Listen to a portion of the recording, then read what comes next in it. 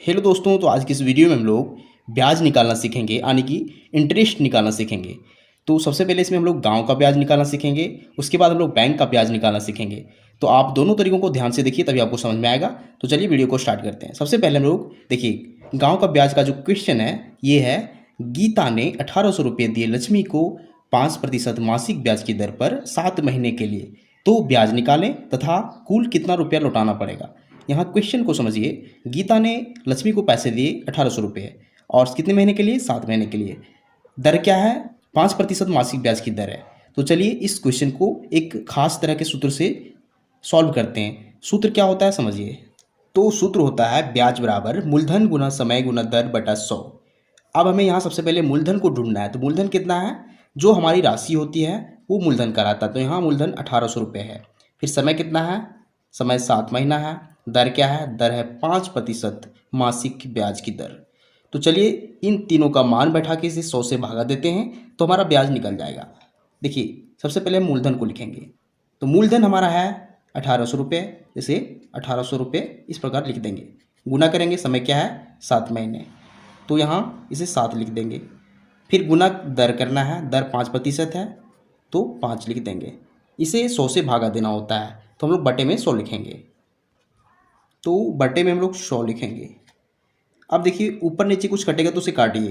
देखिए ऊपर में 2 जीरो है, नीचे भी 2 जीरो है, दोनों कट जाएंगे। नीचे सिर्फ एक बचा हुआ है तो भाग देने में इसका कोई वैल्यू नहीं होता है। अब हम लोग तीनों ऊपर की संख्याओं को गुना कर देंगे। 18 गुना 7 गुना 5, तो ये हो जाएगा गुना होके 630 रुपये। ये हमारा गांव का ब्याज निकल चुका है 630 रुपये। तो ये होता है ब्याज निकालने का तरीका। अब इसमें क्या करना है, हमें एक और क्वेश्चन है कि कुल कितना रुपये लौटाना पड़ेगा। तो हमें जितने रुपए दिए गए थे पहले 1800 रुपये और प्लस ब्याज, दोनों को मिला के लौटाना पड़ता है।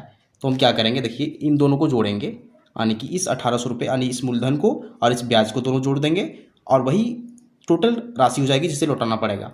तो इसे लिखेंगे कुल राशि बराबर, सबसे पहले हम इस 1800 रुपये जो मूलधन है उसे लिखेंगे, फिर प्लस करेंगे जो हमारा ब्याज आया है 630 उसे लिखेंगे। अब इन दोनों को जोड़ेंगे तो हमें मिलेगा 2430 रुपये। ये रुपये हमें लौटाने पड़ेंगे। किसे? इस गीता को, लक्ष्मी को रुपये लौटाने पड़ेंगे। तो ये तरीका होता है गांव का ब्याज निकालने का। अब हम लोग बैंक का ब्याज निकालना सीखेंगे, जो इससे काफ़ी फ़र्क होता है, इससे काफ़ी अंतर होता है। तो आप इसे पूरे ध्यान से समझिए ताकि आपको कोई भी कन्फ्यूजन ना बचे। तो हमारा क्वेश्चन है कि रमेश ने 4000 रुपये बैंक में जमा किया। 6 महीने बाद वह सारे रुपये बैंक से निकालना चाहता है, तो उसे कुल कितने रुपये मिलेंगे। अब इसे समझिए, हम लोग इसे हल करेंगे। सबसे पहले यहाँ देखना है मूलधन क्या है। मूलधन देखिए यहाँ 4000 रुपये है, और फिर समय क्या है? 6 महीना। दर क्या है? दर जनरली बैंक में जो दर होता है वो होता है 3% वार्षिक ब्याज की दर होता है। तो हम लोग इसे इसी फार्मूला के हिसाब से बनाएंगे। तो देखिए सबसे पहले हमें क्या देखना है, ब्याज बराबर क्या होता है? मूलधन गुना समय गुना दर बटा 100। तो मूलधन कितना है? 4000 रुपये। तो चलिए हम लोग ब्याज निकालते हैं। मूलधन कितना है? 4000 रुपये। इसे गुना करेंगे 4000, गुना समय करना है, समय कितना है? 6 महीना, और फिर दर कितना है? 3% वार्षिक ब्याज की दर। अब आपको यहाँ एक चीज़ का ध्यान रखना है कि यहाँ जो ब्याज की दर होता है वो क्या है? वार्षिक ब्याज की दर है, और समय क्या है? महीने में है। तो हमें इसे चेंज करना पड़ेगा, इस महीने को हमें वर्ष में चेंज करना पड़ेगा इसके अनुसार, क्योंकि अगर हम यहाँ 6 महीने से गुना करते हैं तो हमारा ये ब्याज गलत हो जाएगा। तो सबसे पहले हमें इसके अनुसार, इस वार्षिक के अनुसार, इसे समय को भी हम लोग वर्ष में चेंज करेंगे। तो 6 महीने बराबर कितने वर्ष हो जाएंगे? यहाँ ध्यान दीजिए, अगर हम 6 महीने का हिसाब देखें, 6 महीने बराबर, तो ये हो जाएगा 6/12 वर्ष। कैसे? क्योंकि एक वर्ष में 12 महीने होते हैं, तो हम लोग 12 से इसे भागा देंगे इस महीने को, तो हमें वर्ष में इसका मान निकल जाएगा। अब अगर इसे काटना चाहें तो क्या हो जाएगा? 6 दूना 12, इसका मतलब 1/2 वर्ष, यानी समय हमारा जो निकल रहा है 1/2 वर्ष निकल रहा है। हम लोग वर्ष में क्यों बदल रहे हैं? क्योंकि यहाँ जो दर है वो वार्षिक है। बैंक में जो ब्याज मिलता है वो साल के हिसाब से, वर्ष के हिसाब से मिलता है, लेकिन गांव का जो ब्याज होता है वो मंथली होता है, मासिक होता है। इसलिए आप ध्यान दीजिए, हमारा जो यहाँ दर दिया गया था वो मासिक ब्याज की दर था। देखिए यहाँ ध्यान दीजिए, यहाँ मासिक ब्याज की दर था, लेकिन बैंक में होता है वार्षिक ब्याज की दर। तो हम लोग यहाँ इस गांव के ब्याज में हमें हमेशा मासिक ब्याज को निकालेंगे, और इसमें बैंक के ब्याज में हमें साल आने के वर्ष के हिसाब से ब्याज निकालना होता है। तो चलिए हम इसे अब यहाँ मूलधन का वैल्यू लिख चुके हैं, मूलधन। फिर समय लिखना है, तो समय हमें दिया गया है 6 महीने, जिसका वैल्यू हो गया 1/2 वर्ष। इसे 1/2 लिखेंगे।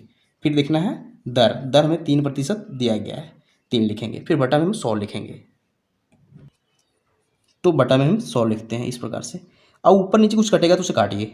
फिर से यहाँ 0000 कट जाएंगे, नीचे सिर्फ 1 बचा हुआ है। अब क्या करेंगे, ऊपर की तीनों संख्याओं को गुना करेंगे। 40 गुना 1/2 गुना 3, तो 2 से 40 को काटेंगे तो 20 बार में कटेगा, और 20 गुना 3 कितना हो जाएगा, 60। ये 60 रुपये आ जाएगा, क्योंकि ब्याज है। अब ध्यान दीजिए, बैंक जो है वो 6 महीने का ब्याज कितना दे रहा है, 4000 रुपये का, सिर्फ 60 रुपये।